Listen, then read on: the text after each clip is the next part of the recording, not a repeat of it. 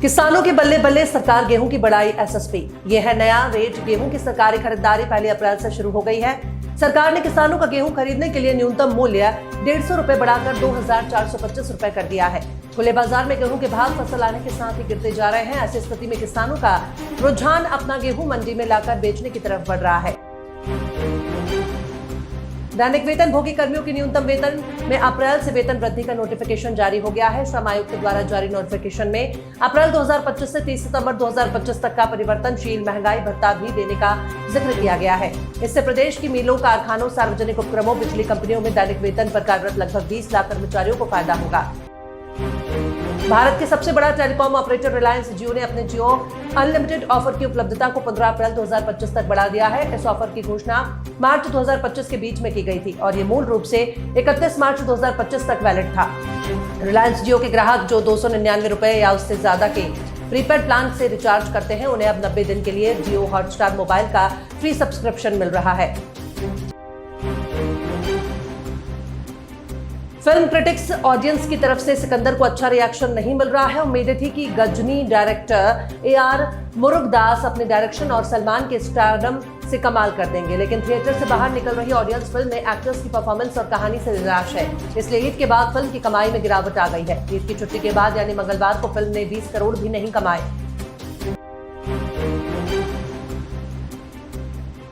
महिलाओं और गैर मुस्लिमों की वक्फ बोर्ड में हो गया एंट्री, जाने मुस्लिम क्यों है नाराज। भारत में रेलवे और रक्षा मंत्रालय के बाद सबसे ज्यादा जमीन वक्फ बोर्ड के पास है, करीब 9.4 लाख एकड़। इतनी जमीन में दिल्ली जैसे 3 शहर बस जाएं। इसी वक्फ बोर्ड से जुड़े एक्ट में बदलाव के लिए केंद्र सरकार आज संसद में बिल पेश करेगी। विपक्ष के नेता और मुसलमानों का एक बड़ा तबका इसके विरोध में है।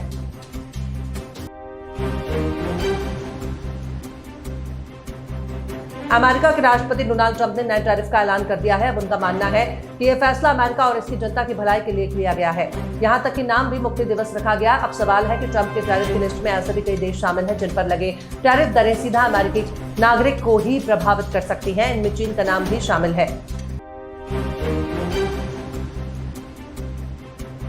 नूह जिले के लोगों के लिए अच्छी खबर है। केंद्र सरकार ने गुरुग्राम अलवर राष्ट्रीय राजमार्ग के नूह से फिरोजपुर झिरका तक के हिस्से को चौड़ा करने और मजबूत बनाने के लिए मंजूरी दे दी है। इस प्रोजेक्ट के तहत सड़क को 4 लेन में विकसित किया जाएगा, जिससे यात्रा आसान और सुरक्षित होगी। मंगलवार को जिला नूह के उपायुक्त विश्राम कुमार मीणा ने इसकी पुष्टि की है।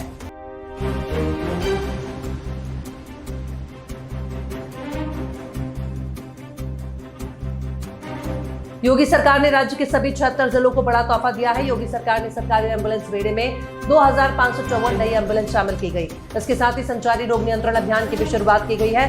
इस अभियान के तहत डेंगू, मलेरिया, जापानी इंसेफेलाइटिस और दिमागी बुखार जैसे रोगों पर नियंत्रण पाने के लिए 13 विभाग मिलकर काम करेंगे।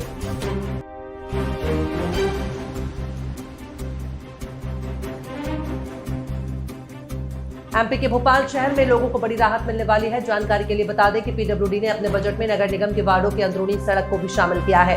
करीब 12 सड़कों के लिए पीडब्ल्यूडी ने प्रस्ताव तैयार किए हैं। इनके काम इसी महीने शुरू किया जाएगा। पीडब्ल्यूडी ने करीब 50 करोड़ रुपए का बजट इनके लिए तय किया है। सीएम रेखा गुप्ता ने कहा कि मॉनिटरिंग और पॉलिसी मेकिंग में पिछली सरकार में कमी रही। दिल्ली की नई सरकार लगातार वायु प्रदूषण पर कदम उठा रही है। आज डीटीसी की 2400 बसें सीएनजी की हैं और 1727 ईवी है, लेकिन कई इस साल रिटायर हो जाएंगे। ऐसे में हमने खरीद का काम शुरू कर दिया है। हमारा टारगेट है कि इस साल तक 5500 बसें ईवी होंगी और 2026 तक 11000 से ज्यादा बसें होंगी।